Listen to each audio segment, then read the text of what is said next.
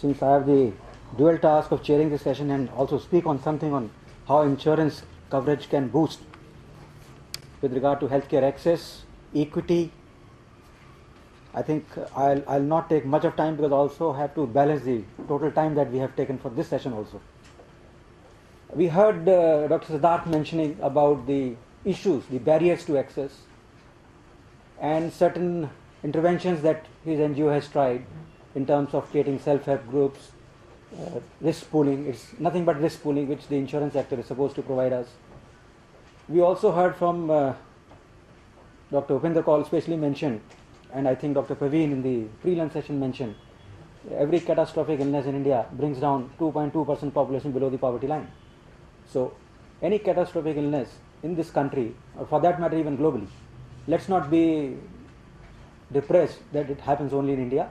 I can assure you, despite all the ills of the Indian healthcare delivery system, we are one of the best and the finest. In USA, 40% people have no access at all. In this country, a pauper who cannot afford even a glass of water can walk into a super spacious room and at least get a consultation. So that is the plus side of it. Let's appreciate that as well. Insurance, which is, we were dismally at around 3% about 12-13 years ago. The penetration of insurance was hardly 3%. And this 3% comprised of primarily employed groups, just like in US. It's only with the social insurance schemes coming up that the penetration today is around 14%, as compared to China, which is around, I think, around 98%. Am I right, Nishan? In a way, yes. In a way, China is around 98%. And 40 years ago, both China and India were at the same level, 2.6, if I remember the correct figure. So how insurance can boost healthcare access? A couple of facets have already been covered by Siddharth, so there is no point my repeating them. The fundamental principle of insurance is risk pooling. But the flip side of an insurance company is, while it is supposed to be doing risk pooling, it also does adverse selection. So, if you have a predisposing disease, it would not like to cover you. If you are 55 plus, thanks to the regulatory body, now there are policies wherein even if you have not bought a policy till the age of 55, you can get a policy. And if you have been holding a medical claim policy of your own and you have crossed 55, I think the latest regulation says the insurance company cannot refuse it, they have to continue your policy. The access to healthcare has been the biggest barrier in this country, not only for those who don't have the resources to pay for the healthcare services, also for those who have resources to pay for healthcare services. Take example, 30 years ago, everybody who needed a bypass used to fly down to Houston.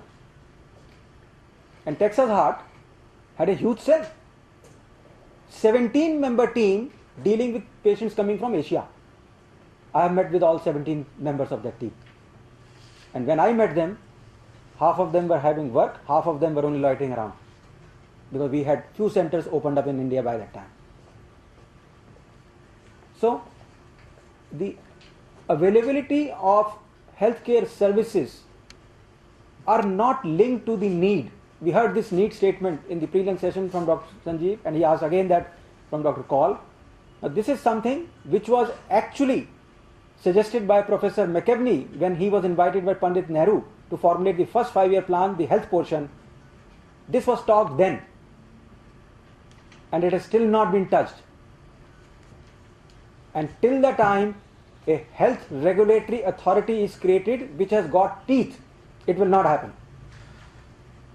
So how can we make it happen? When we buy the insurance policies, despite the fact there is a regulatory body in insurance sector, the policy is still the seller's market. He puts the conditions. He puts the condition, if you want to utilize cashless facility, you can go to XYZ hospital. But if you ask the insurance provider, this list of 100 hospitals, do they provide me the same quality of service? You won't get an answer. So where is the equity? There is no equity in health delivery.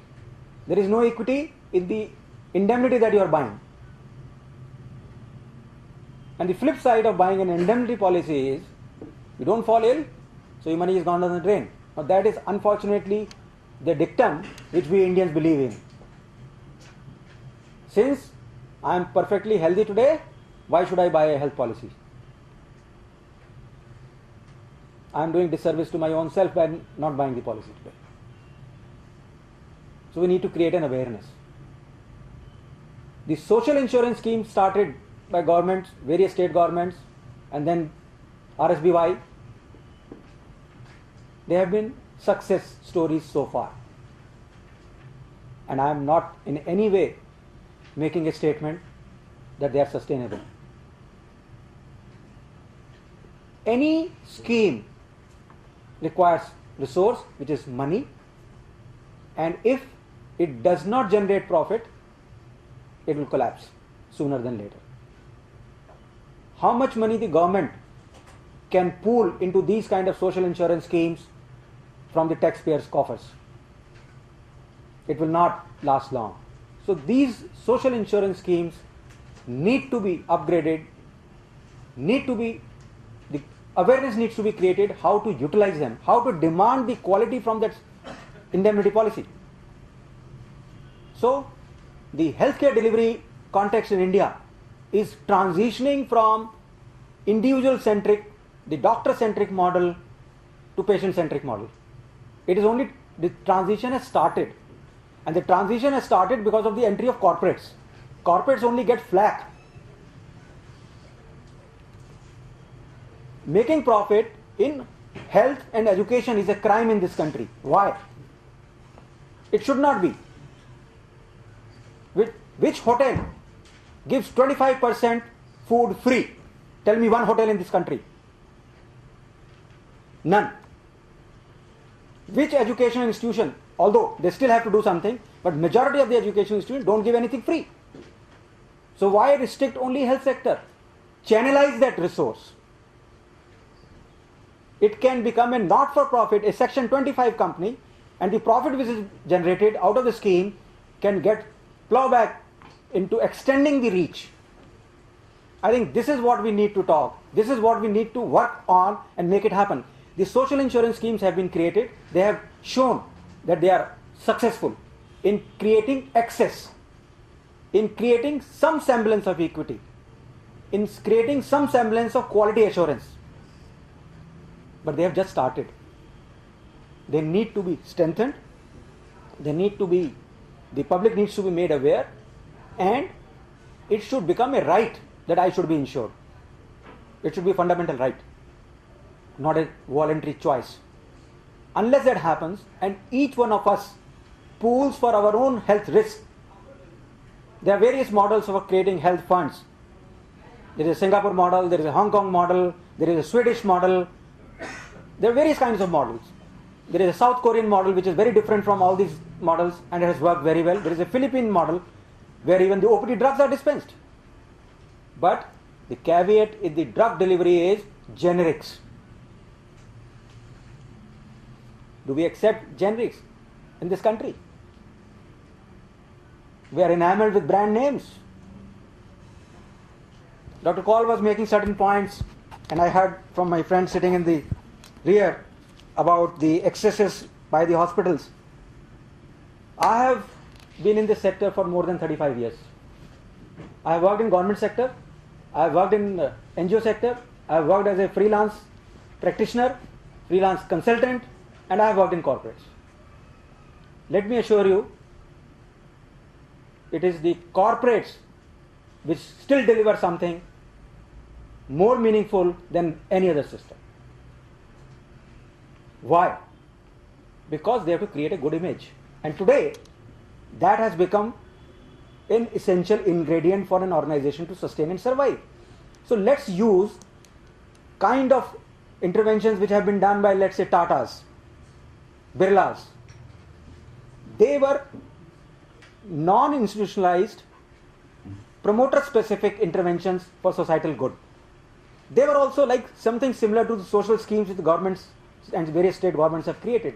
We could take a leaf out of those kind of models, pick up the social insurance, pick up the private health insurance, which is at least, this is one sector which is regulated to a large extent. What is needed is, this melting pot has to amalgamate all these various products and create a newer product which is again designed around the customer, which says there has to be a risk profiling. Please have a questionnaire, have a risk profiling score sheet, give it to the customer, do his evaluation, give him back the feedback, and then the actual process should be transparent enough to say, okay, look, you are 33-year-old, in 33-year-old man, the health policy indemnity would have costed, let's say, 5,000 rupees for a year. Your risk profile, because of a genetic predisposition and because of a lifestyle habits, takes your score from, say,